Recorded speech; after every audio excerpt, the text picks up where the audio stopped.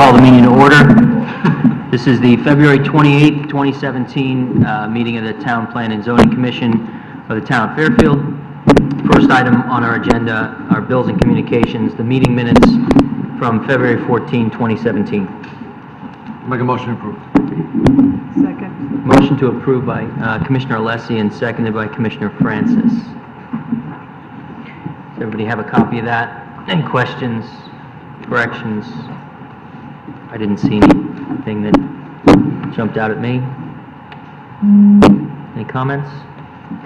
Okay. All in favor signify by saying aye. Aye. Any opposed? Abstentions? Okay, the minutes are adopted unanimously. Next item on our agenda is a sad moment. I'd like to take a moment to remember Sally Parker, a former member of our commission from 2009 to 2013. Sally was a dedicated member of our commission and our town. She gave tirelessly of herself on various commissions around town, and was dedicated to reform, affordable housing, and a number of other initiatives. So I'd just like to have a moment of silence to remember Sally.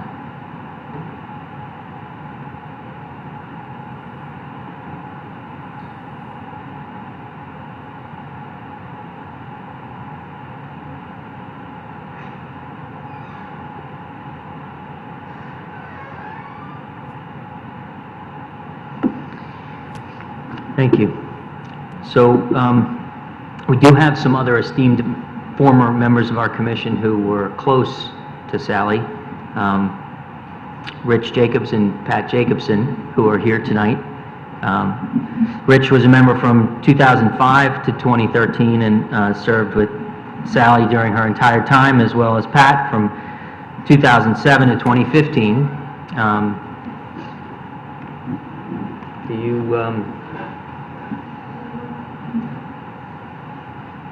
Pat?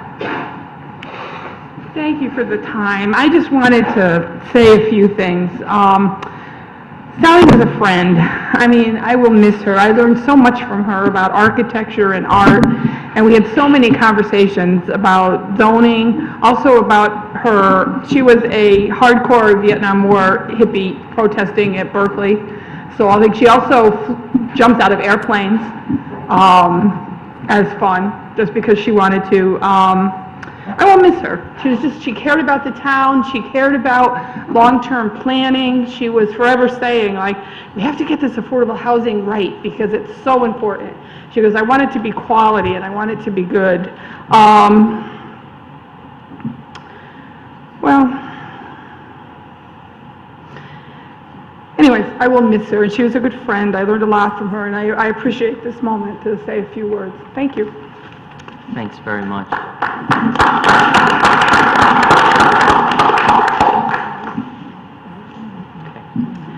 Thanks very much, Pat. And it's a sad time. Sally will be missed, and thank you for your words. Next item is a new application. Yes? Could I share one thing? Absolutely. Yeah, sorry. I should have asked if anyone else Yeah, had, no, I don't have much to add to what say. Pat said. I just want to say, I really got to know Sally when she was on this commission, just when she was on the Affordable Housing Committee, before she was on this commission. She also, she grew up in Fairfield. I don't know if people knew that. She moved to California. She went to Berkeley. She was a teacher out there. She was a college faculty. But she came back to Fairfield and she served the town as Ms. Jacobson tirelessly. And I just really enjoyed serving with her. I think you and she were on like around the same time you joined. And I just always remember she was always prepared for everything. She did research far beyond what anybody would reasonably expect to do. I remember there was one of those multi-night applications like we've had recently where we have several nights of hearings, and I went and did a site visit, and when I got, as we often do, but when I got there, Sally was there. I could tell she'd been there for a while, just walking all through the property, and she was there when I left, and I think she was an alternate member at the time. There was really no guarantee she was even going to vote on this, but that shows how dedicated she was. She was always really well prepared, and we'll certainly miss her. One time I was walking behind St. Thomas School and I got there and she's down in the swamp, like, she was always there. Yeah, exactly. She would go in the swamps, or we would just look at the swamps, absolutely. Thank you, Mr. Chairman. Absolutely. Thanks so much for sharing that. So the next item is new applications to recommend a public hearing. 104-116 Fisk Street, special permit application of Ask Creek Holdings LLC pertaining to additions and alterations for a contractor's business in the Design Industrial District. Just like the matter.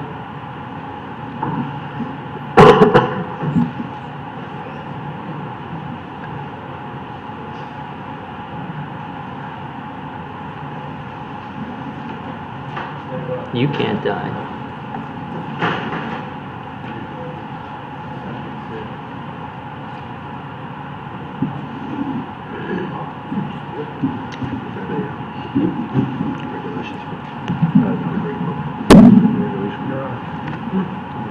Helps to be plugged in. This site, this Fisk Street runs perpendicular to Commerce Drive, and this site is presently, it was a longtime home of a contractor's yard. There's a new owner that wants to rehab the building, put an addition on for the similar type of use, but it does require a special permit since it's an addition to a commercial building, so it does require a public hearing. Thank you. I'll make a motion to move the public hearing. Motion, second? Second. Motion by Commissioner Alessi, second by Commissioner Noonan. Any further comments? This is special exception. Hearing is required. All in favor signify by saying aye. Aye. Any opposed? Abstentions? It's moved to public hearing unanimously. Next item is old business. And Commissioner Kennelly is absent. I should have said this earlier. Commissioner Ford, you're up to sit for Commissioner Kennelly. First item is 1610, 1654 North Benson Road. Request of Brian Papini to reduce a subdivision bond from $136,441.50 to $69,380. Public hearing on 2/14/17. Yeah, simply, you had a report in your packet from last time. The road has been constructed, no homes have been built yet, and $69,380 is the appropriate amount to remain on hold for the individual site work and any potential damage to the new street. So that is what we're recommending. All right, thank you. I have a couple of questions, but let's get a motion on the table and then we can open it up. Motion to approve. Motion approved by Commissioner Alessi, second by Commissioner McAleese. Thanks. Appreciate that. So there was some concern or argument by the applicant here about a different number, and I just wanted to... No, we're good with he thinks he's entitled to a few thousand more dollars back than what the engineering department agrees on. They may have been confused on the number, but we're solid with the $69,380. Okay, good. So that's the number from the department. So, okay. All right. Any other questions, comments? All in favor signify by saying aye. Aye. Any opposed? Abstentions? All right, the bond is reduced to $69,380 unanimously. Next item is 430, 452, 470, and 484 Stilson Road, special exception application of ND Acquisitions LLC pertaining to the construction of assisted living facility in the A zone. All right, Mr. Chairman, what I'd like to do is just give you a brief overview of what was presented to the commission, and then, of course, outline the findings that you are required to review and act upon. You all set? Yes. All right. This application is applicant is proposing to build a new assisted living memory care community in Fairfield. The proposed development, located on the westerly side of Stilson Road, north of Stilson Place, will replace 4 existing single-family residences with a 2-story assisted living memory care community comprising of 72 beds within 64 units. The proposed building will have a height of 39 feet 4 inches and a total building area of 60,326 square feet. Of course, the sanitary sewers and public water are available to the site. The proposed development will have one access point along the easterly boundary with Stilson Road, and will provide a total of 58 off-street parking spaces. 3 of the spaces are proposed dedicated for handicap accessible vehicles, a secondary gate, controlled access point along the southern perimeter of the site will provide access for emergency vehicles. This application is a special exception and site plan approval to construct a to construct the memory care assisted living community, and it's at 4 basic locations on the street. The subject property will be 4 acres and 27 acres total. Again, it's an assemblage of the 4 adjacent parcels. They're all zoned residential A and currently are improved with single-family homes that would be torn down if the application was to continue. There is no zone change or variance has been requested for this application. On July 22nd, 2016, the Fairfield Inland Wetland Agency issued a permit to conduct regulated activities on the site. The facility will operate on a 24/7 year-round basis. The 64 dwelling units will hold up to 72 people due to 8 units being companion units, suites, with a second bed. Construction would expect to be taken about 18 months. Combining the common areas with each bedroom results in an average dwelling size unit of more than 500 square feet. That is actually the area that's required by our regulations under section 27.4.9.1. Now, based on the comments made at earlier public hearings, the applicant submitted additional analysis and site plan revisions having to do with the line of sight. They conducted a revised line of sight analysis based on this revised driveway location. We received additional mapping. The applicant had moved the site driveway 110 feet north, further away from the residential neighborhood, closer to the commercial area, closer to the intersection of Stilson Road and Black Rock Turnpike, and across from the commercial use at 427 Stilson Road. The applicant had re-examined the sight line, the roads approaching the intersection at Black Rock Turnpike, commercial signage. On the westerly side of Stilson, there's trees and shrubs that have been that are located between 430 Stilson Road and the adjacent commercial building. To achieve an acceptable sight line, several existing trees at Stilson Road would have to be removed at the proposed driveway. A commercial sign would have to be moved, and a sightline easement document and map was provided for review at the hearings to help maintain a clear line of sight from any obstruction. There was discussion about cars parked on an adjacent commercial property, possibly within the easement right-of-way, and a discussion ensued having to do with how that would be enforced. There was really no conclusion at that point. I just bring it up that there was some question about possible parking within the easement. Now, as the commission, as I mentioned before, this is a special exception application. There are findings in our section 27 regulations that these applications have to adhere to, and this commission has to review and act upon. Not only under 27.4.9, which have the specific design requirements for the development, having to do with minimum floor areas, occupancy, density, utilities, all the nuts and bolts, but also there are important findings, conditions of approval that the commission has to review when acting upon any type of special exception, and I will outline them for you right now. The ones that are consistent with this type of application is 27.4.1. The location, type, character, and size of use in buildings and structures shall be in harmony with and conform to the appropriate and orderly development of the town and the neighborhood, and not hinder or discourage appropriate development, use of adjacent property, or impair value. 27.4.2, the nature and location of the use in buildings or structures shall be such that there will be an adequate access for fire protection. 27.4.3, the streets serving the proposed use shall be adequate to carry prospective traffic. Provisions shall be made for entering and leaving the property without creating undue hazard to traffic or congestion, and adequate off-street parking and loading shall be provided on the same line in accordance with our section 28, which is our parking regulations, of our zoning regulations. 2744 talks about landscaping that's required in accordance with section 2576.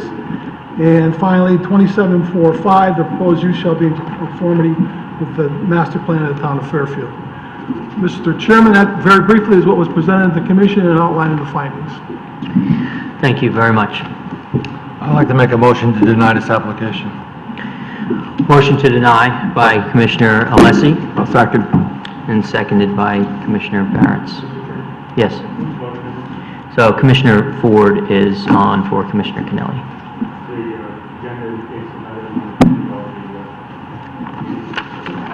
So we can take a run through on that. So why don't we just take a roll then? Commissioner Francis, did you attend all the meetings as indicated for the public hearings or listen to the tapes? Yes. Thanks. And Commissioner Barretts? Yes, I was here for all three. Okay. And I was here for all of them. Commissioner Alessi? I'm up to date. Up to date. Commissioner McAleese? Yes, I'm upstairs. Up to date. Commissioner Noonan? I believe I was here for all of them. Looks like I'm not here for the February one, but I believe I was here. No, you're listed. The only commissioners that are listed as not present for all three were Commissioner Kennelly missed the last meeting, as did Commissioner Corcoran, and Commissioner Francis was not present at the January 10th meeting. But, so she's viewed the tape of that particular meeting. Okay, Right, so it's either attendance or, reviewing the tapes. So, and it's a valid point, and I just want to make it sure, and it's important that the record reflect that we are up to speed on this. So, Commissioner Noonan? I'm confused. It looks like I'm not present for last meetings, the 214. I don't have them listed. Or am I missing? I'm missing something then. No, it shows them absent for the... I thought it looked like it was showing you missing the 2 weeks ago. Oh, no, see, if you read, I think what's confusing is the way it's written, so present. I'm assuming that means present at all three meetings is Wagner, Alessi, Barretts, Oh, I get it. McAleese, Right. Noonan, and Ford. I'm sorry. right? I see So the it. dates, correct. so in the write-up, I'm sorry, I see it. the dates are only listed next to your name if you missed one of the three. So I was, Correct. So those who are listed without any dates next to your name means that you were at all three. So Commissioner Noonan, yeah, I apologize. you're good. And then Commissioner Ford, you're listed as having attended all meetings, right? Yes. Yep, okay. So we're all good on attendance and participation. All right? So we have a motion to deny on the table, and Commissioner Alessi, that was your motion. Do you want to start? I don't believe this application meets our, number one, the harmony tests are under 27.4.1. I think there's really a lot of issues with putting this building at this location, and the residents of this town know it, the neighbors in this town know it, the people traveling in this town know it. The police department also feel that way as well too, based under 27.4.3, which I'll get to in a little bit. I don't see removing 4 homes for this building makes sense. The applicant feels that, this is the correct property for him, but, it has to work well for the residents and the other neighbors and the businesses that surround it as well, and I don't think that's the case at all. Under 27.4.3, under the testimony of the police department, who even recommended that there be no left-hand traffic exiting this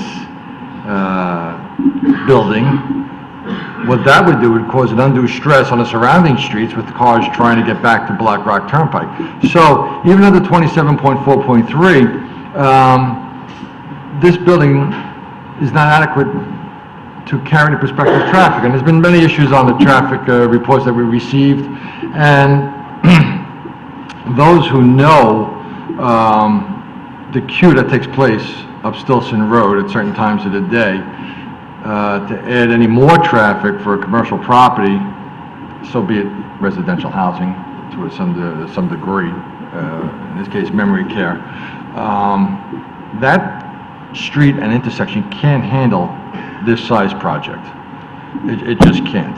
And even if we was to come out with right-hand traffic only, exiting this property, we're going to be creating more traffic on the side streets at 7:30, at 3:30 in the afternoon, when Osborne Hill is letting in and letting out. So, to me, it just does not make sense for this application at this location. I mean, there's other issues as well, too, but I'm sure other members of the commission would like to talk and discuss it as well.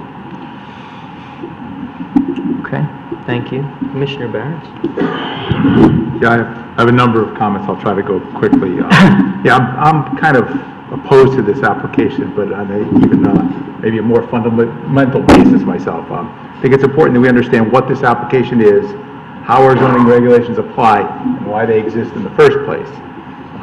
The applicant is technically correct when he said this is not commercial encroachment. He's right. This is not an application to turn residential into commercial. It's a special exception application for a special exception use in a residential zone.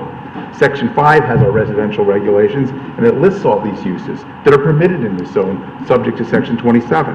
And these uses include town facilities, schools, universities, houses of worship, hospitals, and assisted living facilities. That's why this is, yes, it is a permitted use.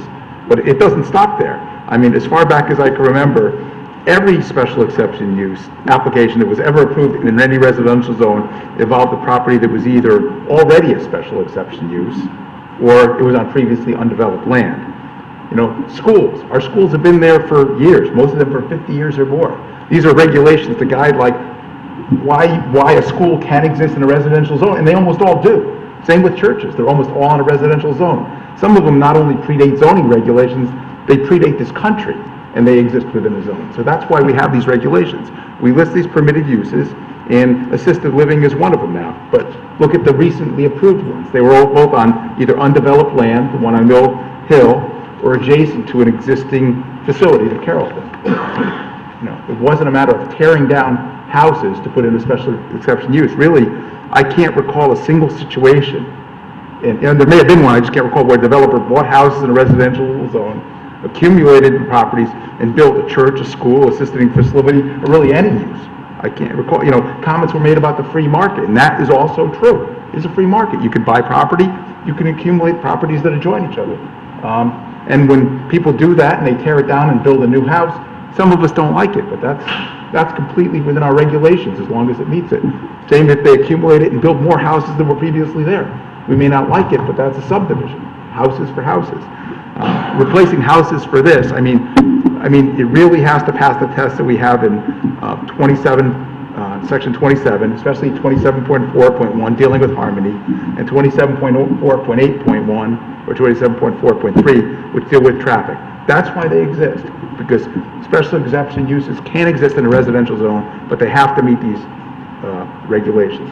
It's not just to say, well, it's a permitted use. I mean, to take an extreme case, a hospital is a permitted use, but think about a remote street somewhere in town. Could you put a hospital on that street? Well, yeah, it's a permitted use, but it would have to pass these tests. And I don't think that this application does meet these tests, for all of those reasons, so I don't support it. Very good. Well, thank you. Commissioner Francis? This is the most flagrant... Could you pull that a little bit closer? I can't hear you. Most flagrant interpretation of Fairfield zoning laws that I've seen in my 3+ years on this commission. It poses a threat to many residential zones throughout town because it asks that a developer come in, assemble 4 acres, and apply for a special exception use. The proposed facility is not in harmony here, as this is not a neighborhood in transition. These homes on Stilson Road commence a well-established residential neighborhood. The traffic is already horrendous at this intersection, and building on this parcel is going to impact all the streets off of this section of Stilson Road, which are already also true long-standing neighborhoods. The proposed facility will negatively affect the quality of life for all of the people residing in those surrounding residential blocks. This type of use is certainly needed and would be a benefit to Fairfield families with a member experiencing dementia, but there is no really safe access to and egress from this site. While the proposed sightlines are in compliance with state standards per an agreement with a neighboring business owner, Not quite, but we can talk about that in a moment.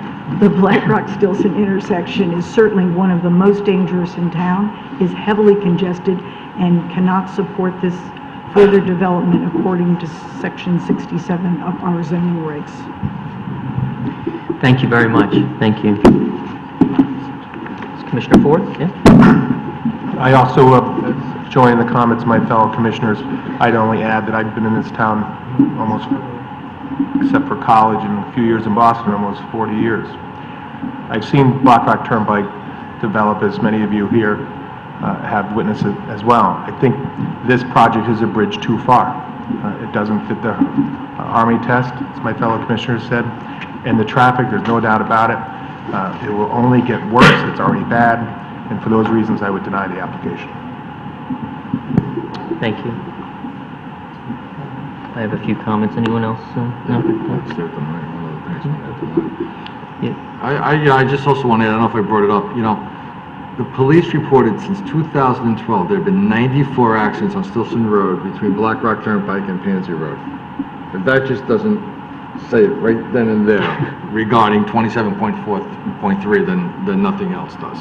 That's all I also have to say. So I would just like to say that, and I think I speak for all the commissioners, that we do support assisted living, and we recognize the need in our town for memory care and other kinds of assisted living facilities.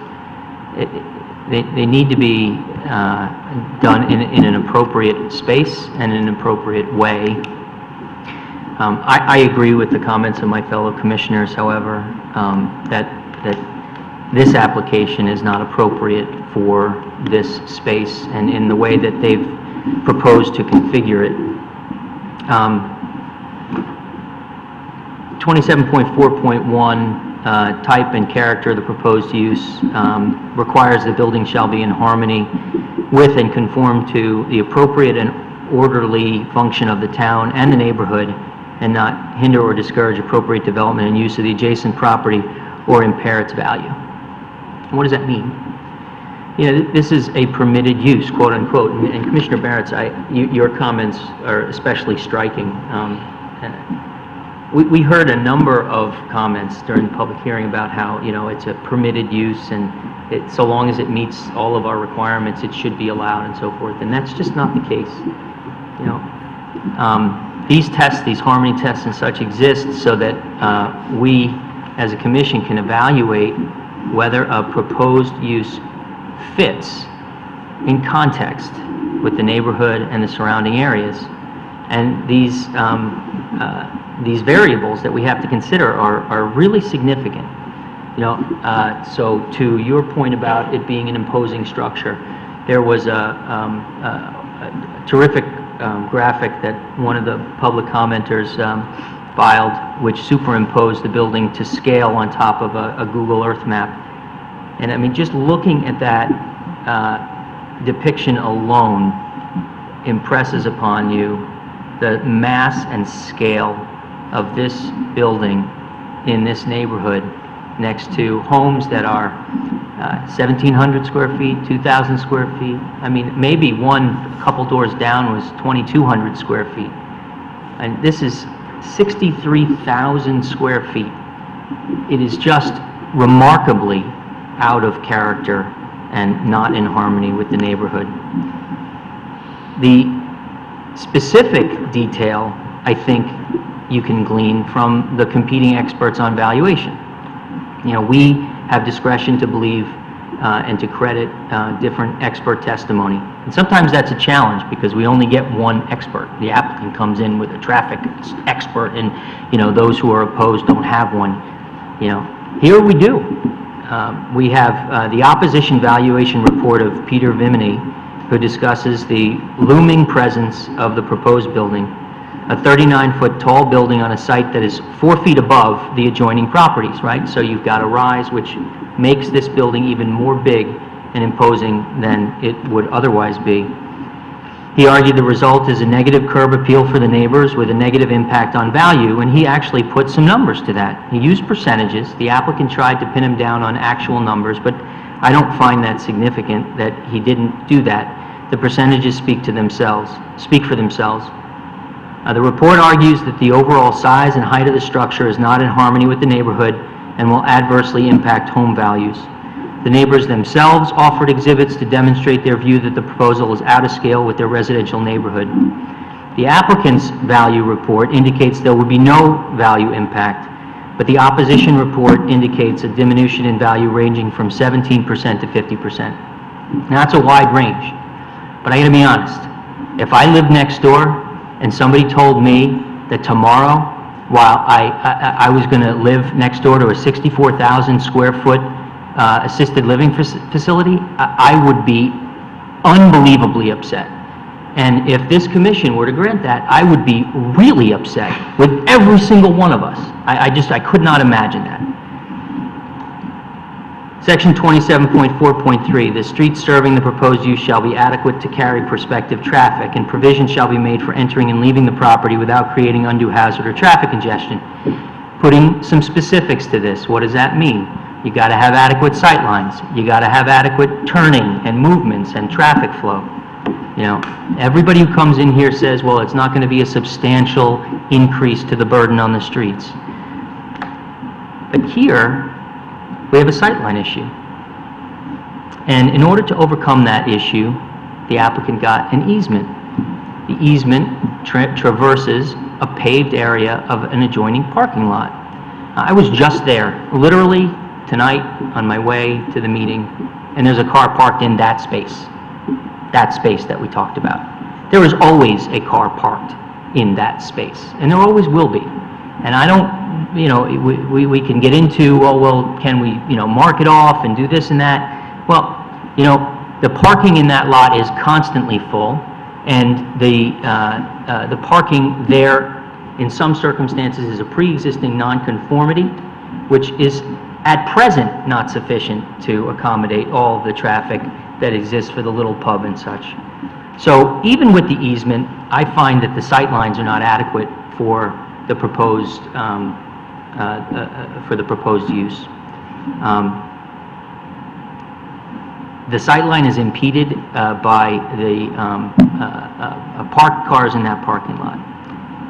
But even more so, I would cite the the opponent's traffic expert, who had, in the last moments of the last public hearing, an exhibit which identified the queuing for the intersection during the peak hours.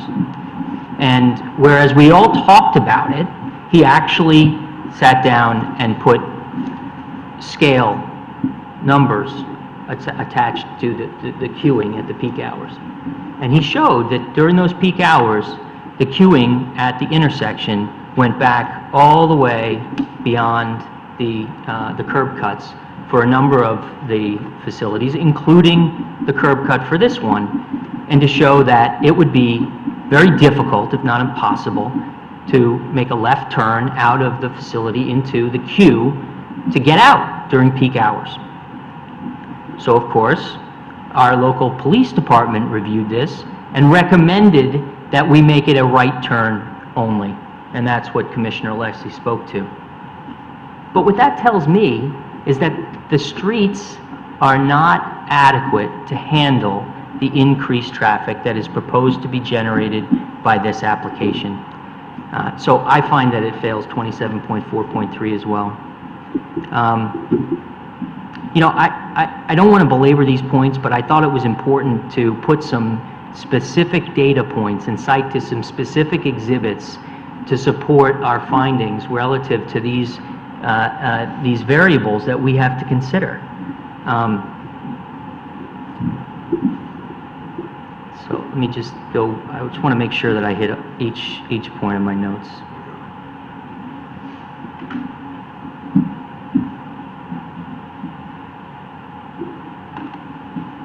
So I view the police suggestion that the right turn only, to make it right turn only, as significant for two purposes. First is that safety issue I just mentioned, but that also would mean that it would have an adverse impact on the surrounding neighbors, because all of those cars now having to make a right turn into the residential area would have an adverse impact on that community. And so I feel for that purpose, it also fails the harmony test. So those are, in summary, my comments. And for those reasons, I think we should all deny the application.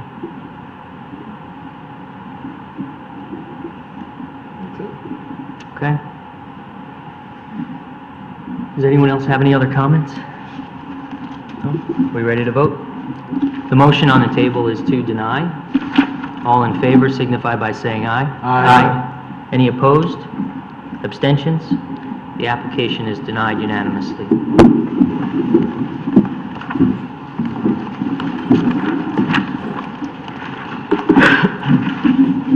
Next item is 1305, 1311 Fairfield Beach Road, coastal site plan application of John Provenzano on behalf of Jacqueline Davis pertaining to the construction of a single-family dwelling in the Beach District. Mr. Chairman, you've got a staff report and plans in your packet. This is a consolidation of two lots into a single lot. Both previously existing dwellings were demolished post-Sandy due to storm damage, and a single dwelling is proposed in its place on a consolidated lot. This is before you because it's within 100 feet of the beach resource. This was referred to the Long Island Sound Program Office of DEEP. They had no issues that warranted a written response. We got a verbal okay from them. It meets all the provisions of our beach district regulations and will be FEMA compliant and, in our view, consistent with the coastal resource policies. And we recommend its approval. Thank you. Can I have a motion? Make a motion to approve. Motion to approve by Commissioner Alessi. Second by Commissioner McAleese. I have no comments. No comments? I have a question. Yep, Commissioner McAleese. So I noticed the letter from William Kenny Associates also addresses the properties across the road. But this application is just for the one site? How is this treated? Is this whole thing one site? It is. There is, you can kind of see, if you've got your site plan out, there's Yep. kind of a light line that bisects laterally the center of the property with a jog in it. That was a former property line. That line's been eliminated. Like I said, there were two homes on this property, and property goes from the creek to the sound, and it's bisected in part by the street. So the property, there is land on the creek side of the street that's also part of this property.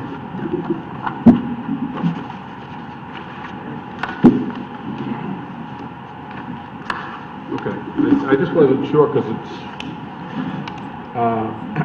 They're not proposing any structures on that well, piece of I mean, property. I don't know the legality. I think I'd be more comfortable if it were 1305 to 1312, including all those four lot numbers, you know? I Gotcha. just want to make sure we're not locking ourselves into something by, I see what you know, voting on the one lot that has two numbers and then maybe, Yeah, those were the two former addresses of the homes, but it All four. encapsulates all four of those. So Okay.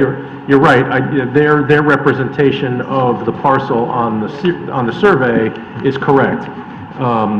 Perhaps we should have, you point well taken, we should have included the entirety of the address range in the agenda matter. okay. Thank you. I just was Do you need to wanted make to an clarify. amendment? Yep. That's good. Do you need to make an amendment? I don't know, do we? I don't think so. I don't think so. We have there's a question, and then Commissioner Francis. Do we have to make an amendment to the motion, or is just? Is there an amendment necessary to the motion? No, I don't think so. That will be reflected in the notice of filing that goes on the land records. It's just the way it appeared on the agenda, so I don't think that there's a necessary to change that. We can certainly make sure when we prepare, should it be approved, the notice that goes on the land records includes all four of those tax assessors. But they've been merged into two parcels now. They're the creekside parcel and the beachside parcel. So there's really two tax assessors parcels. What was four is now two, comprising a single property. That's the case, so comprising, so any approval we give to this is for the whole thing? It's not like Correct. they can subdivide later and do what they want with the other lot? It would Yeah, be they a whole can't, process. yeah, the lot's not Let alone the large acres. enough. Yeah, probably It complies as a combined lot. It does not comply as a separate lot. So they won't be able to split that lot again. Okay, thank you. That was it. Commissioner Francis? Quick question, on coastal area management plan, page 2, it says a 5-foot hard surface vehicle entry apron will be constructed. And what does that mean, concrete or asphalt? Yeah, we don't permit, the beach district regulations don't permit fully paved asphalt driveways. So most of the driveways in the beach district are gravel, but we Yeah. permit an apron, which is 5 feet. A lot of folks put Belgian block aprons, some do concrete, some do asphalt, so it's their So choice. you do allow asphalt, because it says in the Yep. paragraph before that they don't want asphalt on the driveway. Correct. We allow a transition apron so they're not dragging all that gravel out on the road and helps them, But the with apron plowing. could be asphalt. Yes. Sounds kind of contradictory, isn't it? And then on page 4, I just wondered what general resource means. He is not. I would have to quote Planning Report 30 done by DEEP. This is a checklist. Each resource has I believe Mr. Kenny's report may have a reference to that. I understood beaches and dunes and hazards. Yeah, it's I didn't just- know what a general resource was. It's just anything, there are specific, it's kind of a generic, because there are areas, the coastal boundary extends inland the further of either the 100-year flood zone or 1,000 feet from mean high water, whichever is farther. So there are areas that are within the coastal boundary that aren't floodplain, they're not tidal wetlands, they're not coastal hazard areas, but, so they've kind of, that category is kind of listed under general resource. Thank you. Mr. Chair. Thank you. Yeah. I have 2 questions. Isn't the foundation already in place here? So unfortunately, I think this is in executive session and you're not on this matter. Okay. So, all right, is that right? Correct. Sorry. Okay. I would just like to point out that, I mean, fundamentally, this is compliance, and we are passing judgment on whether it is approved for the coastal area management plan. Those decisions of the review of the site plan review start on page 6 and go through page 8, and in each of those instances, Mr. Binkowski concludes that all of the relevant considerations are consistent with the coastal resources, so long as the erosion control measures and FEMA guidelines are employed during the construction. So I don't see any basis to deny this application. We need a motion?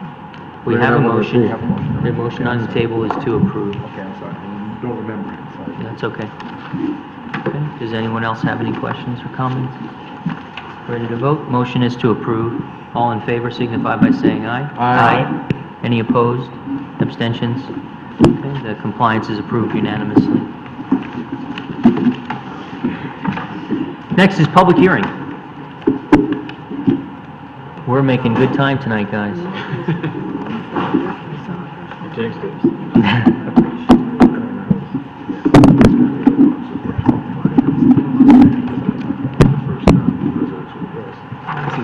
So, first item on our agenda is 85 Mill Plain Road, compliance application of Fischel Properties to establish a food service use with a request for reduced parking pursuant to 21.13 of the regulations in the Design Industrial District.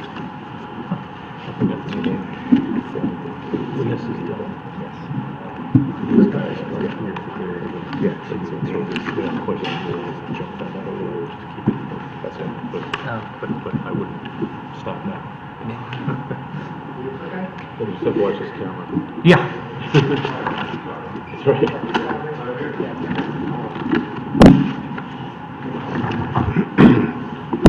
Good evening, Commissioners. My name is John Ekman with 85 Pond Mill LLC, 501 Kings Highway East, Fairfield, Connecticut. Tonight with me are Tony Inzero of Candlewood Roasters and Manny Silva of Rose Tizo and Company. Just as a brief review, this has to do with the Sportsplex complex at 85 Mill Plain Road, which is behind the rec center just down the street from the Post Road. The Sportsplex itself started in 2009 when the gymnastics and cheerleading facility came along, and then with the help of the commission through talking about parking and whatnot, it gradually grew over time until it reached full capacity in 2013. The complex, as far as we can tell, since then has been and continues to be a thriving part of the community. So we're here tonight to ask the commission to help the Sportsplex grow again. Recently, one of the rec facility tenants, the Fencing Academy, left. They had about 3,900 feet, and we've been talking with a coffee shop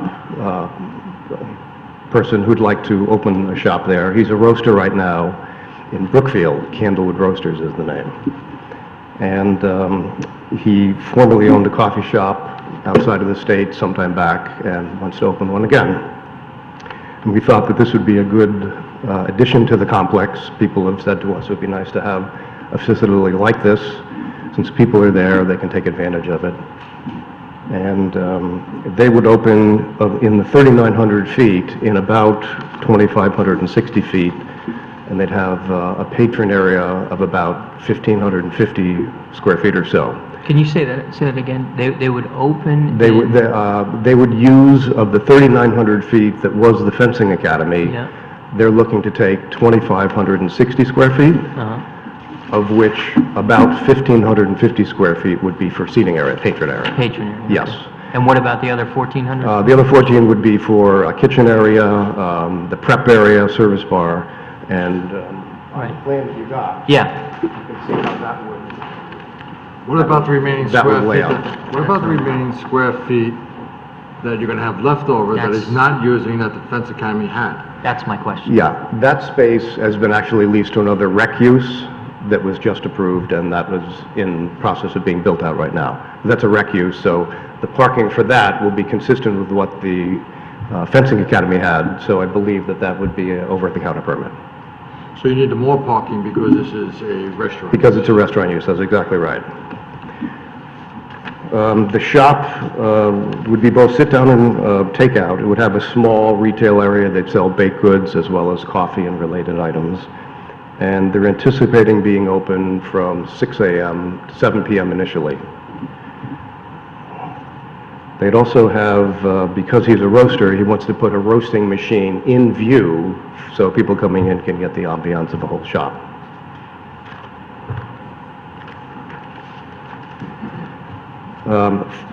They're anticipating that the heaviest traffic will be in the morning, before most of the venues are open. They open starting at 8:30-ish, some a little bit early, but most of them are at 9, 10 o'clock. They also fully anticipate taking advantage of the people that come into the facility that are already there, and we thought also that would potentially help other venues outside of the Sportsplex, so people wouldn't leave and help overcrowding some other facilities around town. The facility also is going to be located, this is Mill Plain Road over here on the right side, North Pine Peak on the Pine Creek on the left, favoring the North Pine Creek side, where typically the most parking, the lightest parking is in the area where the rock climbing facility is.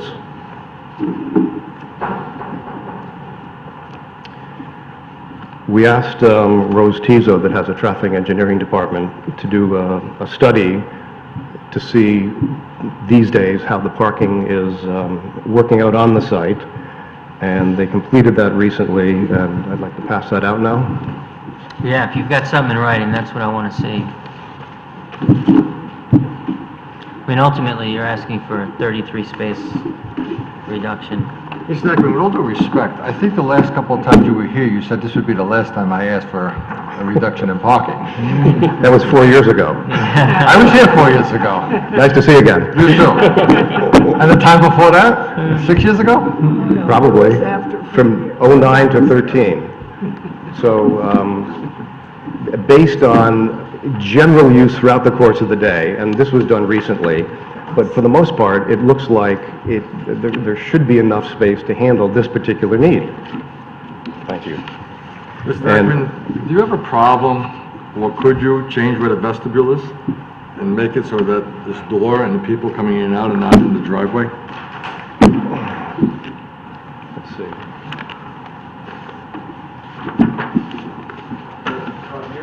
Yeah.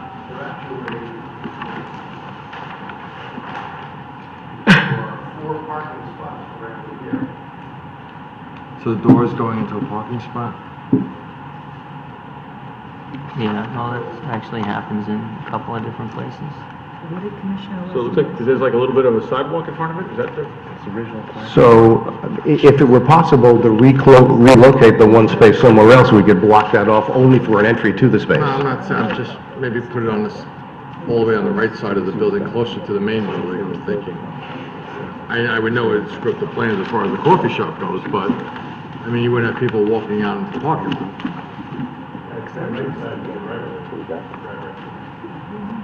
Yeah. The left side of the top of the building. If you put your finger on a piece of paper, you can see it on top of it. Who's got a point there? So those three parallel spots. We could, No, I'm talking about it. Where you want to move to? The door. Yeah. we could explore the location. There's possibly code issues as far as the remoteness of the egress and where it needs to be.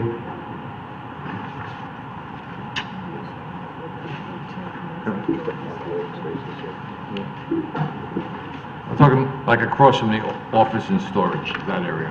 Yeah. Right there. Somewhere here. Well, put your finger to the left, right Yeah, there, somewhere put in the there. door somewhere in there to the place.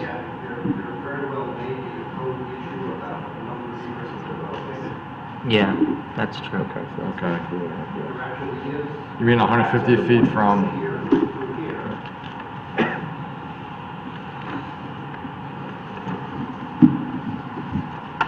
there are a lot of cars drive on that side of the building, along that side of the building there? Not there, the other side. Yeah. Is that a, huh? Yeah? With the cars. Yeah, you drive through there a lot, right? You go through there a lot? Yeah, if you come in from North County, you see what happens, you direct right up to that wall. Right. Yeah, the flow goes up. It's a straight shot.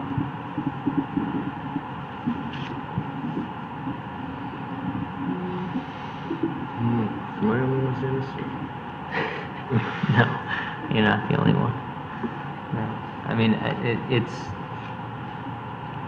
no, we're not in executive session now, so I'm not arguing with you, but it's a challenging parking lot. We've made changes over time to help alleviate some of the initial problems that we're having. And although I'm not there every day, I haven't heard really about incidents that have happened there as a result. Yeah.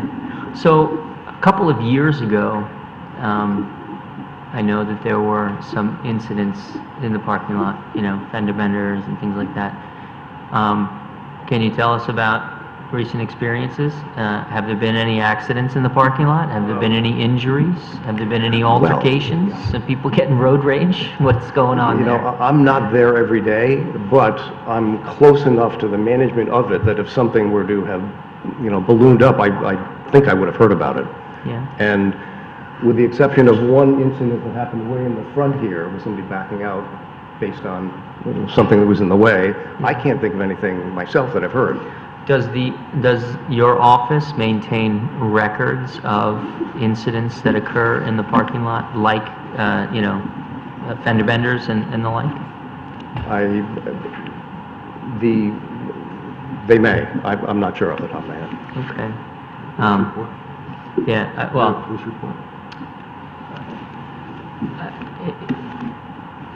to the extent there are records, I would be interested to understand what the rate, if any? I mean, there, you know, you may come back to me and say, no, we don't have any records, you know, so as far as we know, there was only that one time, but there may be some records of, you know, incidents that you may not presently be aware of that the office has, Well, that is possible, and we can certainly call the police department and see what they have on file. well, not everybody files a police report. I mean, quite frankly, Yeah. you know, I mean, you know, you get into a fender bender in the parking lot and you exchange information and you know, the police tell you, don't call us. You exchange information and everybody goes to their insurance carriers and, you know, you deal with it. Well, I guess I'm old school. I thought whenever you had an accident, you called the police. No, I mean, it's rare. I mean, forgive me, I mean, I'm talking out of turn now, but if there's, if there's bodily injury or, you know, I mean, if somebody gets hurt or Yeah. if there's an issue, yeah, but usually, for a fender bender in a parking lot, I'd be surprised if people call the police. Yeah. So, but I would be interested to hear that. Does anyone else have any other questions? I assume you're done. Yes, thank you. Thank you. Okay? Yep. Commissioner.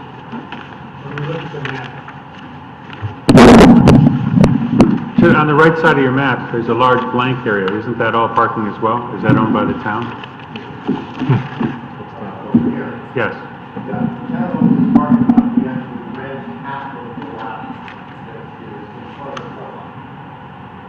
And that's included in your numbers?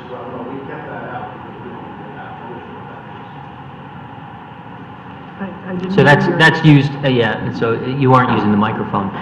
So the applicant rents the portion of the parking lot from the town, but those parking spaces are not included in the numbers in the spreadsheet that you provided That's exactly as right. approved parking, and it's used, if I may, for overflow. Yes, And does that lot get used? yes, it does. For local. Again, I don't live down here, I don't come here often, but I'm told the local operation is very successful, and they use that lot. Yeah, and I mean, you know, not to get too deep in the weeds here, but the report, the study of the utilization of the parking by Rose Tiso indicates that, you know, during the highest count, you were almost there, right? But admittedly, of the 346, the highest count was 298. Correct. Okay? But if you've got an overflow lot where people are parking, then, you know, you're talking about, how many spaces are in the overflow lot? 40. 40. So if you were to add those, if that was full at the time, which maybe it was full, maybe not, whatever. You know, you're talking about, you're right. Yeah. You're right So there. what we don't know also is how much of that pertains to local and what time, Yeah. and it's an overlap with the coffee shop, I would Yeah. think. But I mean, to be clear, local is in your facility, and you have parking spaces in your counts to, Yes. you know, allocated to them. Correct. So it is, you know, it's an overflow lot for the whole facility. Yeah. Chairman? Yep. You know, initially, I like this idea. The parking, though, I wonder if it's going to come back to sort of bite you, that it becomes so popular.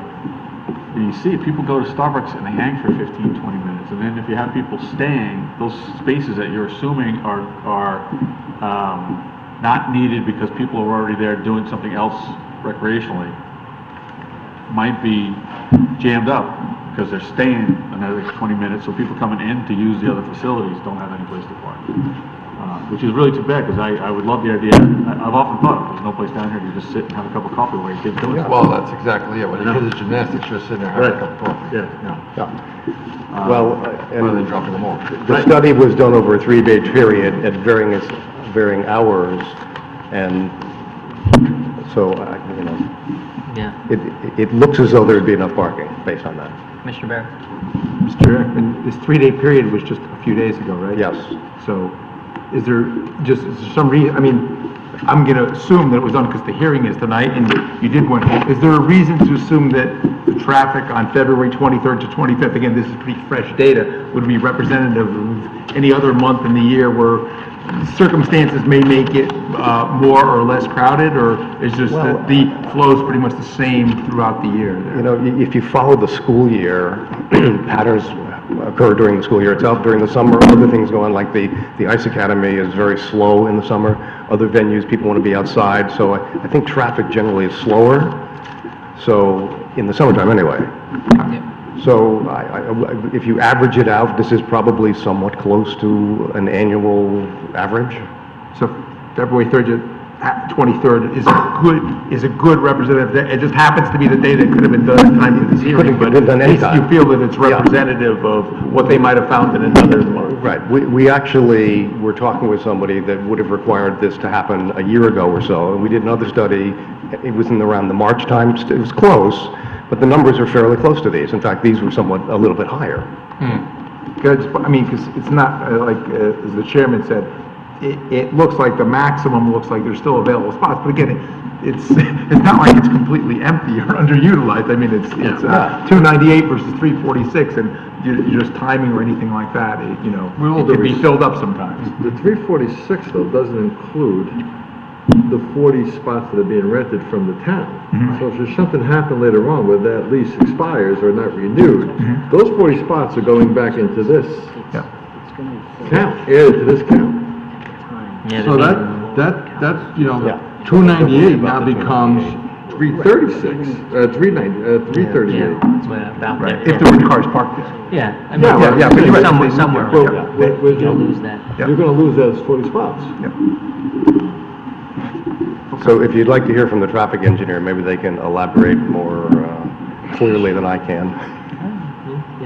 Yeah, if you want to elaborate on the parking lot, On the that's fine, park, 'cause on the I think parking lot, that's anyway, how really- the overlap and whatnot. Understanding the utilization of the parking lot, if we can Join the shed party. any So, light on that, that'd how be you great. doing? Manny Sola from Rose Tizo, civil engineers licensed state of Connecticut. So when the, if you look on the third page that I just handed out, kind of shows the breakdown. So in general, one thing where the parking lot's really underutilized is during the week in the morning.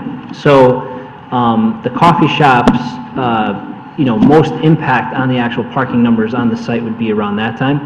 Obviously, it's a complementary use in the afternoon, so like, if people are going there to drop off their kids for some kind of sports practice or whatever it is, that in one of those facilities, they have a place, instead of just hanging out at the sports facility watching their kid, they can go get a coffee or whatever. So that will have a less impact on that higher end, which you see is Saturday at noon, or in the afternoon during the week, you can see 6:30 is when you're in the 200s. That's because that's really when the sports uses are kicking in, right after school. And the demand for parking for the actual coffee shop as a standstill, like a standalone use, isn't as high at that time. So you won't have a big impact from the coffee shop at that time, even though people are going to be using it because they're there for the recreational uses. Where this you'll see a larger impact is to those early morning areas where you see are in the 50s. So there's more than enough parking for this use when it really impacts parking most, which is on weekday mornings. Does So I it think change? it's does a it complementary change- to these. Does it change at all if they start selling food? If they start selling food, so if they start selling food like... No, they have lunch, they have some dinner special. Yeah, if it becomes like a Yeah. deli use, then it'll impact the midday and during the week. And again, we're in the 100 parking space range there. Coffee So shops what's sell your- iced coffee and iced tea too. Right. you know. So what should we do, just approve this saying you can sell coffee and no food? I mean, that's really up to the commission. I mean, know. I think he's looking to sell, he could come up, but I think it's something like, muffins and light bakery items. Yeah. Is this, do we have the Yeah, proprietor? yeah, applicant's here. So I have a question for Yeah, for the traffic, don't leave yet, Silva, don't leave yet, don't leave yet. I do. Commissioner. My question is, in terms of trips, let's assume for the sake of argument, there's 100 people come into the parking lot, today, and then the coffee shop's open. What do you anticipate the increase will be? Will it just be the same 100 people who might drop off at the ice rink and then come in and have a coffee and then go on their way, or do you think there'll be...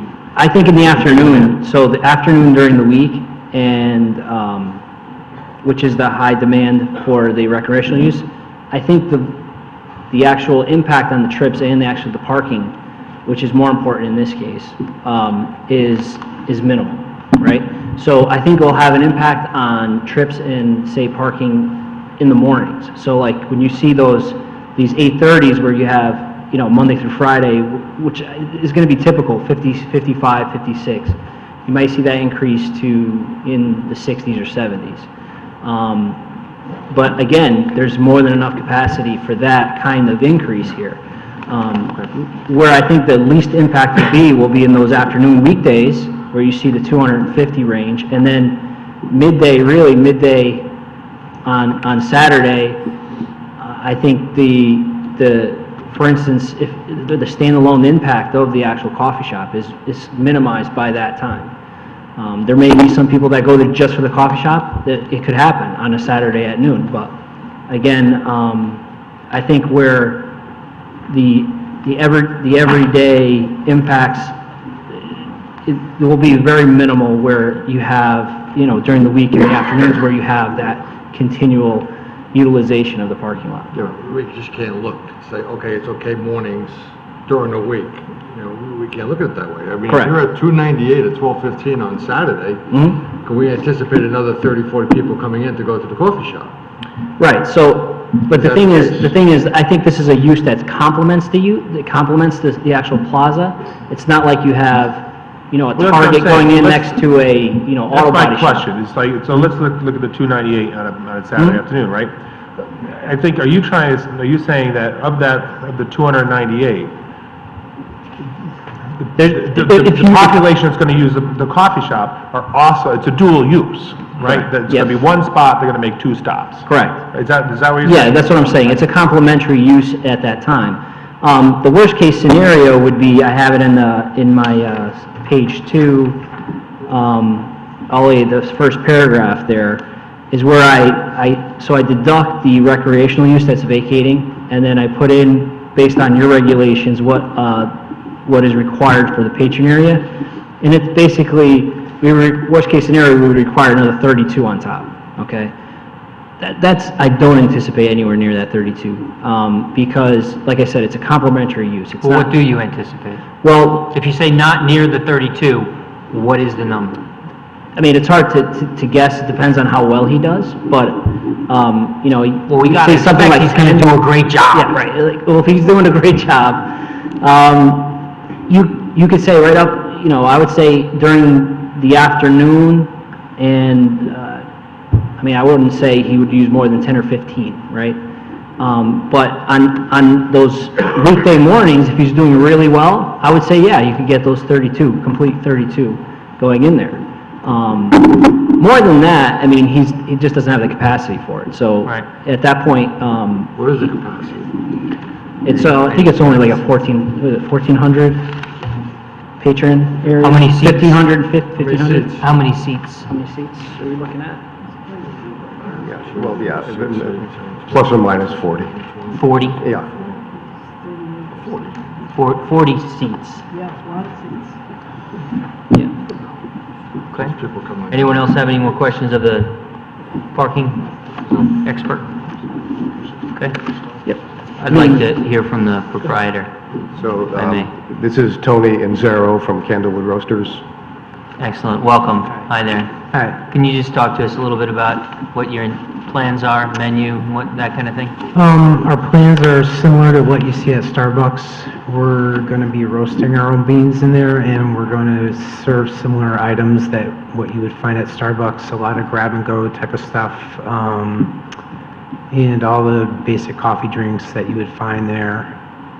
So in the morning, breakfast sandwiches, bacon, egg, and cheese, and you're Yeah. gonna have prepared sandwiches, Mhm.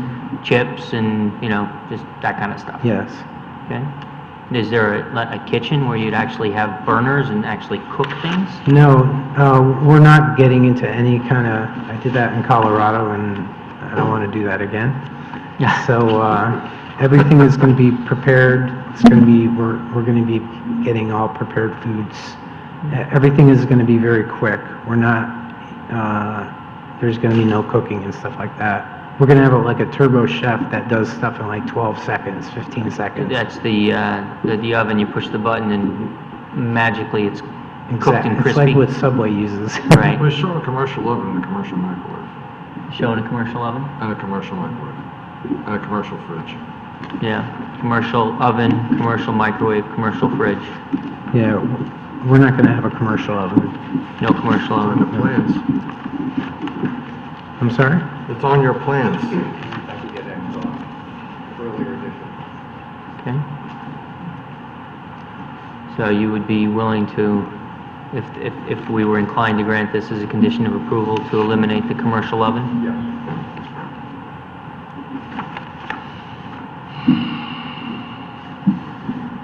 And if we were inclined to grant this, you would be okay with a condition that limited the grab-and-go type of foods and, no food preparation on premises? I would agree with that, yeah. Okay. Based on my experience in Colorado with the shop, our high hours were in the morning. Our most busy hours were from 6 to 9, 6 to 10. They wake up earlier out there. It was a farming community, so they were... Kidding. I'm kidding. Was it in a sportsplex like this, or just freestanding? It was on a main street in a town in Colorado. This is a little different where you've got a captive audience, the parents are bringing the child.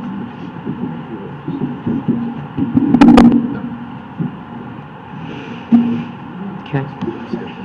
Anyone else? All right. Thank you very much. Thank you. Thank you. All set? Thank you. All right, thank you very much. Any members of the public wish to be heard on this item? Going once, going twice? Close the public hearing on this item. Next is 1501 Kings Highway, special permit application of Jack Bigosinski, I hope I pronounced that right, Jasek, architect, for additions and alterations to an existing building in the design commercial district. I was more concerned with your last name, but I got that right. Big O Sin Ski. Very simple. Thank you very much. My name is Jacek Bigosinski, PB Architects. With me is Tom McLaughlin, who is the owner of the adjacent building and the building that we're going to renovate. So we went through a variance which was granted. We basically, what we're doing is we're taking an existing building that's pretty much totally non-conforming, renovating it, scoring a small corner of it just to make the roof lines look simple. Here is a rendering that I'm just going to pass along.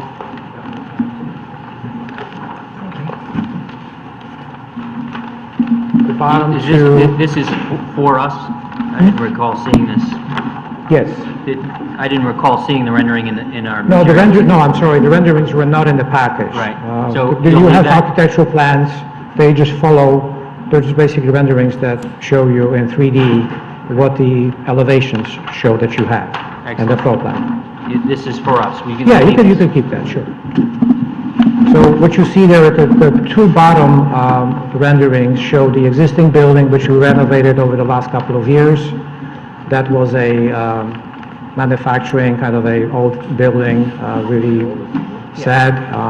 We turned it, we renovated, replaced all the windows, put new mechanical systems and so on. These flaps are just to make it stand. And so what we're doing right now is trying to fix the other building that's adjacent, that is just a one-story building, putting a very low roof right now. It's a flat roof right now.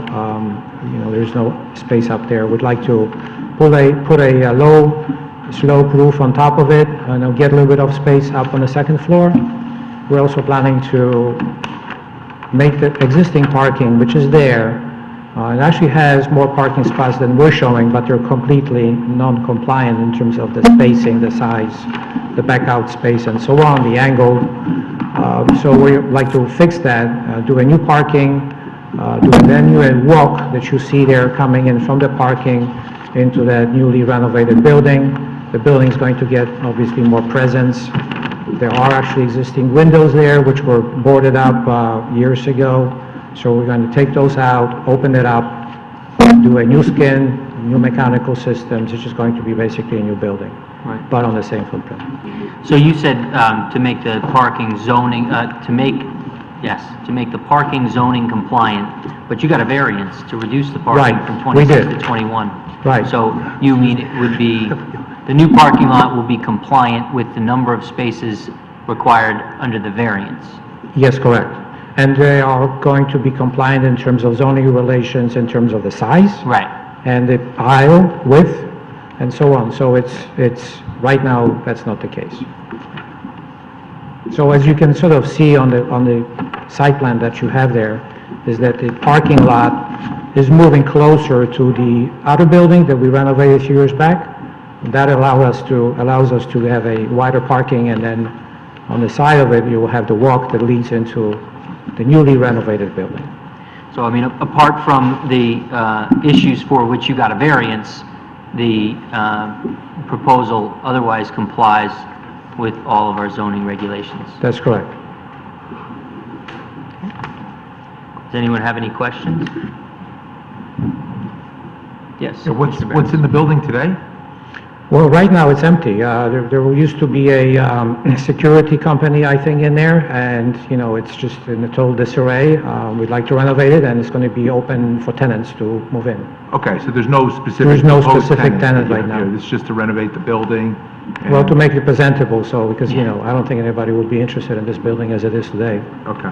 I'm sure you've driven by it, it just looks pretty bad. Yeah, so the number of parking spaces is going to be compliant with the variance, but it would depend on the use proposed in order to understand whether it would be consistent for that particular use. You know, I don't think a restaurant is too big for the number of parking spaces or whatever, but yeah, I understand. Yep. Anyone else have any other questions? Okay. Okay, Thank you very much. Any member of the public wish to be heard on this item? Going once, going twice? Okay, I'll close the public hearing on this item.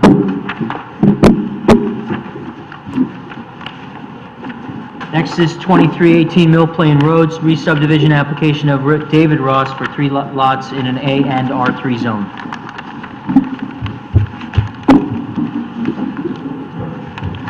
Thank you, Chairman. Chris Russo, on behalf of Catherine Ross and David Ross, for the property located at 2318 Mill Plain Road. Pleasure to be here before you tonight. But rather than go into full discussion about this application, we're looking for a continuance. It's a 3-lot subdivision with one very large lot, carving out 2 lots out of this 5-acre piece. But probably in your packets, there's comments from Laura Pooley, your town engineer, regarding sightlines, and we were hoping to continue this matter for tonight to meet with her, with our engineers, address that issue and resolve it, and come before you at the next meeting. Okay. It would seem to me that in order to address those comments, you're going to have to change a few things. Yeah, we might have to end up moving one of the lot lines, so I'm revising, so the plan might change slightly. Right. So we'd rather deal with that before we come to you and discuss it. That's a good idea. You work with staff to make sure that we have proper plans, and I'm just concerned about substantial modifications, but, if you have to, you refile. Commissioner Barrett? Yeah, I mean, I get, it's probably inappropriate to ask him a question before he's presented anything, but it was just something in reviewing the plans, I had a question with a gap. And it's okay? Yeah, no, I mean, if you see another issue, they can deal with it in the And again, meantime. without even presenting the application on the re-subdivision map there, understanding that this is, and you may change the lot lines and rezoning, but part of it is in a residence R3 zone and part is residence A. In the zoning grid for R3, I only see some that filled in, there's no proposed conditions, so isn't that supposed to be filled in? Not saying what it is or what it complies, it's completely like empty there. In the grid? In the grid? Yeah. I'm not sure why it is not filled in. That's something we'll look at, though, with them, and just make sure that we put in for both. At least have an answer, because the other side is, and this one isn't, and part of it is in an R3 zone, so usually we look for that, when something says something complies, it's a quantitative analysis that we do, but we have to have... I do know, because I've looked at it, I do know that it complies with both residence districts, but I'm not sure why, Plans don't have it. unless the plans that were submitted for some Yeah. reason were incorrect. So just But while we- you're, gathering some stuff, if you could look into that and just be able to answer. Again, I'm sorry to ask a question before you present. No, absolutely. No, I will gladly address that, so we Not make have sure you that come we... back and find out there was something missing and Absolutely, delay it. absolutely. No, I appreciate that very much. Okay. That's required to have a grid by the regulations. Absolutely. Anyone else? All right, so we'll continue this public hearing until the next time we can get it on the agenda, which I think is something that's open at the moment, okay? Thank you. Very good, thanks. Next item is 1152 Kings Highway Cutoff Compliance Application of Fairfield Commons LLC to change the use of a prospective building from retail to medical use in the design commercial district. Good evening, Mr. Chairman, members of the commission. Good evening. For the record, my name is John Fallon. I'm pleased to be here tonight representing Fairfield Commons LLC. From Fairfield Commons, we have Mr. Nick Vitti and Mr. John Benedetto. Also with me tonight is Mr. George Wiles of Wiles Architect and Mr. David Sullivan of Mylone and McBroom, who submitted a traffic report here. This is a compliance application that comes before you tonight seeking a change of use from an already approved retail use to medical office. Let me first of all start by expanding, if I can, upon the approval history, what brings us here. And I laid this out in my material, but I'll summarize for the record. On April 11, 2006, the Commission approved a special permit and site plan approval for the construction of this, George, and maybe you could just put that up while I'm talking, this building, 36,000 square foot building, to be used for retail purposes. This is a picture of the building, and we have that, and this, of course, is the rendered site plan. That appeal of April 6, that approval of April 6, 2006 was appealed by Lamar Company, and that appeal was pending, going all the way up to the appellate court for a period of 3 years. And on April 8, 2009, the appellate court dismissed the appeal, and that thereby became the effective date of the special permit approval. Yes? Commissioner Barron? Mr. Fallon, just to, because I remember this application, and I would never challenge the way... You're old. Yeah, right, I am old, with the way you date things, but just to be clear, the commission approved it on April 11, 2006. Correct. And the litigation involved the billboard on the property. But it was an appeal of the overall decision. Right, so in effect, you never had clear... We never had a approval. final decision Right. because you had made a condition of approval, Right. and that was what was appealed. Yeah. But at the end of the day, as the town attorney and this commission confirmed, once that appeal was conclusively dismissed, which was on April 9, 2009, that became the effective date of the special permit and the site plan. Yeah, I just would be clear that this wasn't something where like the substance of the application was denied and then it was approved or The anything like commission that. established a It was- condition of approval with regard to a billboard being removed, and that's what was appealed, thereby holding up the entire special permit site plan approval. Right, so your dating is right, I'm just saying that Yeah. the actual approval of the project was really almost 11 years ago. The actual dating... The effective for the permit date, is correct, is 9 April years. 9, 2009. Yep.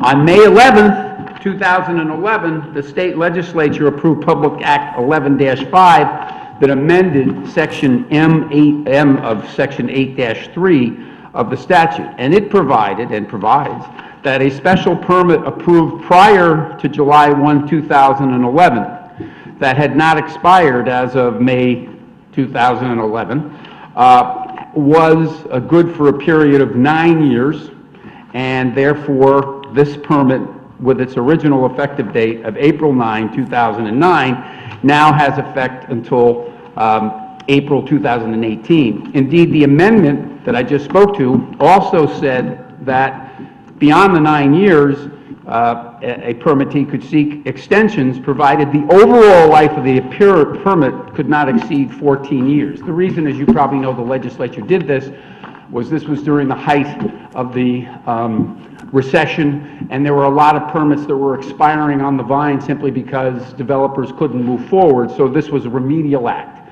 So right now, we have a special permit and a site plan approval that is in effect, as confirmed by the zoning department, the case law, and the town attorney, to April 8th, 2018, with the right to seek extensions. We could effectively start building this building tomorrow and have it occupied for retail use. Let me talk a little bit about the DEEP. At the time of the approval process, it was determined by the Inland Wetlands Agency and the DEEP that the DEEP had and has exclusive jurisdiction with regard to this site plan because all wetlands and water courses adjacent to the property were tidal in nature, and that was never disputed. So we applied for and received, and I didn't give you each copies of these, it's all right, I'll just give one to the record if you want them, because they're voluminous. We received in September of 2008 a DEEP approval of this site plan, including the construction of the bridge that will serve as access. So once you got TPZ approval, you went to DEP. They didn't want to look at it until then. Right, and then DEP granted your... And that approval. expired. It expired. It did. So you're back. So, on July, we applied for recertification of the permit, and on July 15th, 2015, the permit was reissued with a period of 5 years. So this permit, which I'm giving to your record, is the controlling DEP permit, and it's good for until July 28th, 2020, for this site plan. 2020. Now, what we're proposing and why we're here is, we've made great efforts, obviously, to try to market this property for retail use. We've not been successful. That has a lot to do with a lot of factors, the economy not being certainly minor among them. We have recently been approached by a major Connecticut healthcare provider and hospital with regard to the utilization of this property for medical offices, as they are doing in other communities throughout Fairfield County, to establish medical offices affiliated with this well-regarded statewide medical provider. They find this location to be absolutely ideal, and obviously we're excited about it, not only for our own interests, but I do believe that the town would significantly benefit by providing such a convenient and accessible location and such a prestigious potential business resident in Fairfield at this location. Can you tell us who it is? I cannot. Well, let me ask you a question. Yes. We approved something similar to this maybe a year and a half ago that we don't even know what's being built over at the Plant Factory. It wasn't Is mine, that- but I'm familiar with it. Yeah, so, and that, Are the we same gonna run kind into of the same arrangement. situation? No. If this goes, this is not some speculative, let's fill up the medical office. Not speculative, talk about the use. Is it the same kind of arrangement of, similar? Well, I'm not familiar with. You know what I'm saying? I'm not totally familiar with the Plant Factory arrangement. No, but what I'm saying is, all right, we have a 30,000 square foot building, we have 7,000 filled so far, we got another 15 to 20 to go before we can start the build. I mean, we're ready to go, right? If this gets approved, you're ready to go. If this gets approved and this tenant, based upon that approval, signs the lease, then this will not be incrementally leased. This will be a facility associated with a prestigious medical provider. One renter, Huh? one renter for the whole building. Correct. Single tenant. And so my question was, and I don't know that we need to use the Plant Factory as a, as an analogy, yeah, but is it, inpatient? Is it, outpatient surgery, ambulatory care? It's Is it just- offices. It's medical offices for doctors affiliated with this prestigious medical institution. So if I needed to see, whatever, Operating rooms? No. Nothing So like this, for- x-rays? I mean, Well, maybe yeah, X-rays. right. I mean, Anything you Like could do with a OSG doc. type of thing? No, no clinical, no, as I understand it, surgical services or anything like that. Basically just medical doctor's offices. 9 to 5. And attendance, yeah, general medical office hours. We're not talking You about look troubled, Mr. Barrett. ambulances. A little bit, that's okay. Why are you troubled? I don't like to see you troubled. Tell me, it throws off my whole presentation. Oh, I don't want to throw When I the see you presentation. troubled. I actually like medical use, so it's nothing against, and I think, but I'm just curious, and I know that it's probably right, but that this is a compliance application.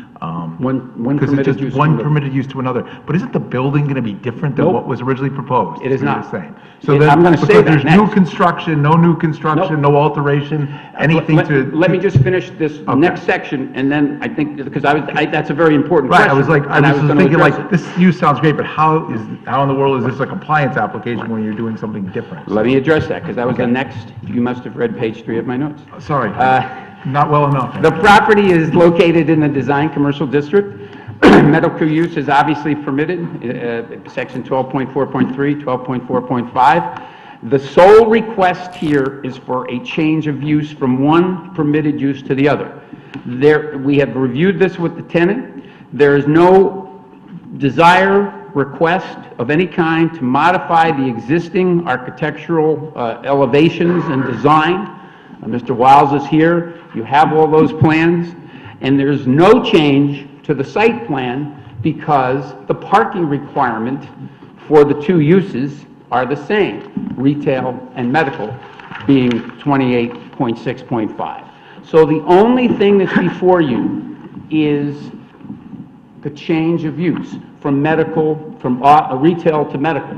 And as I've said before, if this were denied, that would disappoint us because we're close to finally having something very viable at this site. But we could say, okay, go pull the building permits, this building would get built, this site would get built, and then we hopefully lease out the 36,000 square feet of retail to, break it up, whatever it would be.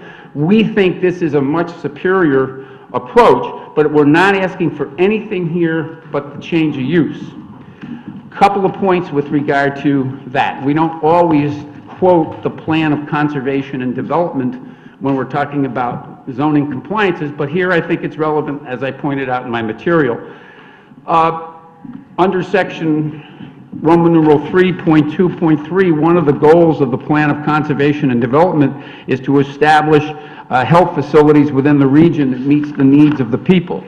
I think we're very compliant with that goal of the plan of conservation and development.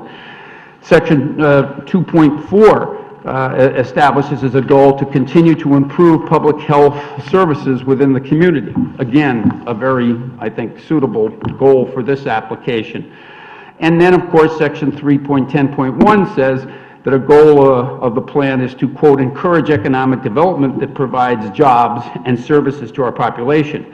This property's remained vacant too long. We want to see it developed. We want to see it thriving. We want to see it added to our tax base. And as I say, if this deal is put together, we'll be adding a very prestigious, well-known, statewide, nationally known tenant to our community. And we think all of these things in the context of providing better and more convenient medical services for our clients and our residents are certainly something that's consistent with the plan. Now, I'd like Dave Sullivan to come up because obviously we wanted you and he to be cognizant of what, if any, the impacts of medical use from a traffic standpoint would be here. And David, of course, issued a report on February 17, 2017, and he's going to briefly review that. I'm not going to steal his thunder, but the one thing I think is kind of interesting here, and I think he will confirm this, the focus of his report is to just look at medical use for this 36,000 square foot facility and how it will or will not impact levels of service. But what's an interesting sidelight that he'll discuss briefly, and is not central to his report, but I think very important, is that retail, based upon ITE standards, would generally generate more traffic, except maybe at the morning peak when it would be similar, than would medical office. And that higher level of retail activity could be even greater, Dave tells me, than the ITE projections, depending upon the specific retail tenant. But I'd like Dave just briefly to overview his report for you. Before we get into that, just Yes. a second. Mm-hmm. Sort of picking up on Commissioner Alessi's questions. On the plan, A11, Yes.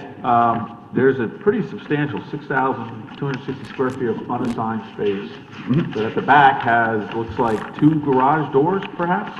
I'll let Mr. Wiles, And I was just curious what that, this one tenant is going to take that space as well?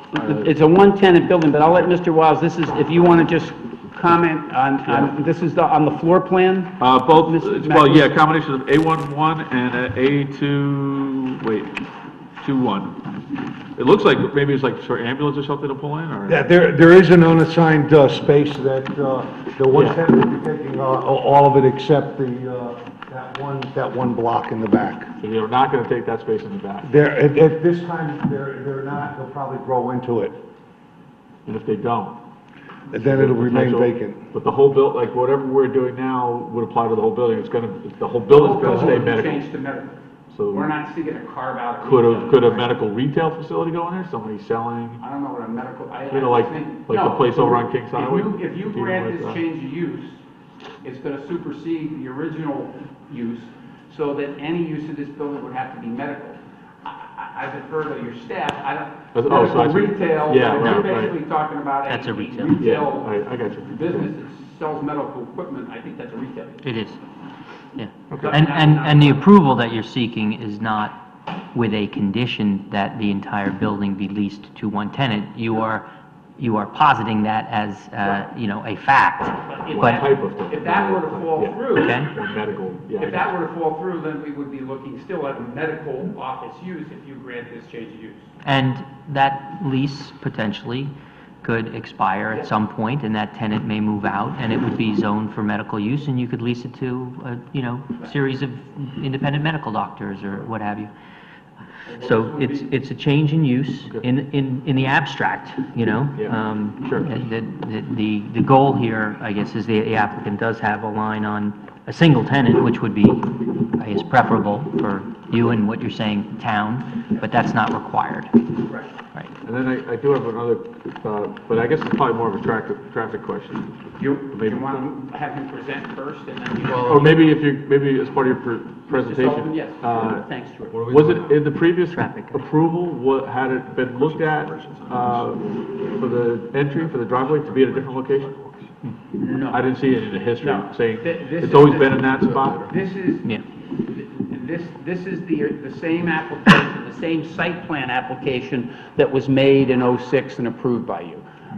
There was, as my institutional memory will point out, a discussion about the possibility at the time of the original application of a shared access with the Stop and Shop location, but the owners of the Stop and Shop did not want to participate in that. And in fact, I think institutional memory even showed up at the hearing and said, peace be with you, but we don't want anything to do with a shared access driveway. Yeah, we try to encourage it. I think it might have even been denied once before it was approved. It might have been, but that was a question there, But sir. to answer You're your asking- question, Commissioner, ultimately, what we applied for and what was in front of the commission, what they approved was this. Okay, thank you. Mr. Sullivan, thank you. Thank you. Again, David Sullivan, Mylona McBroom, professional engineer in the state. Getting back just to fill in a little bit more on the question on the access, we did look at a number of access possibilities back in, I guess, '05, really when we started this. And we even had an option where we came in adjacent to the Stop and Shop and saw if we could make that work. And so we looked at a number of access points and ultimately landed on this one last night. I'll be very brief here. We did do an update of our study 10 years or better afterwards, and we replicated all the things we did at that time. We had the same study area. The one thing that's different is we looked at different peak hours. For the retail, we looked at afternoon peaks and Saturday peaks. which is typical. For the medical office use, we look at the morning commuter peak and the afternoon commuter peak. So we did that. We got new traffic counts, manual turning movement counts, and grew those to a background level, which is just normal growth, and if there's any other developments in the area. Compared those counts to the most current DOT counts that they had along the site frontage there, so we feel comfortable with the counts that we assembled. We then generated traffic for the medical office use. We used the Institute of Transportation Engineers for medical office. Our estimates are 90 trips in and out in the morning peak hour, and in the afternoon peak hour about 130. And as John alluded to, the traffic for retail, really the only concurrent hour we have is in the afternoon from the two analyses. And in the afternoon, depending on the retail use, the retail would either be slightly more or significantly more in the afternoon peak hour. In all cases, Saturday would be more, as you might expect. And in the morning, again, depending on the retailer, it may be a retail use that would have not even been open, so it would have all been new. But in terms of peak hour traffic, generally lower. We then did the level of service analysis, A through F, A being the best, F being the worst. Looked at any impacts, changes in level of service. We found that the levels of service at the intersection with Stop and Shop, the signalized intersection, which was really our test intersection for impacts, the levels of service remained the same, and they were all generally good levels of service, with nothing lower than a C. And coming out of the driveway, we expect in the morning and afternoon peak hours that exiting traffic will operate at a level of service C exiting the site.